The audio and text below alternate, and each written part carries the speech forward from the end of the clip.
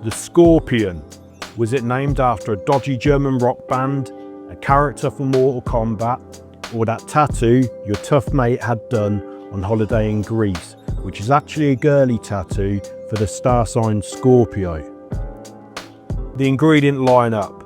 I've gone for a light rum, cognac, Orgeat syrup, simple syrup, fresh orange juice and fresh lemon juice. Let's kick this one off by adding 1 ounce, that's 30 ml of light rum to a shaker. Then add 1 ounce, that's 30 ml of cognac.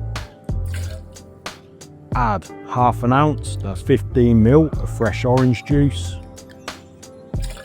Then add half an ounce, that's 15 ml of fresh lemon juice.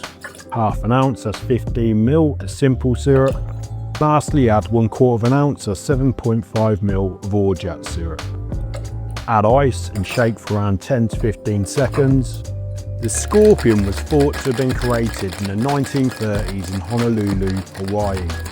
But in the 1940s, Vic Bergeron took the idea of this drink and made it in a bowl format, inspired by the punch-style drinks of the olden days. It was said to have appeared on the Trader Vic menu around 1941, and this is obviously a single-serve version. Fill a generous sized double rocks glass with pebble ice. Crushed ice would work well too. Double strain the contents of our tin over the ice.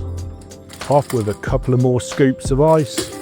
And I'm going to garnish this with 2 pineapple leaves. Traditionally it would be a gardenia flower, fruit and mint, which would be the garnish on this one.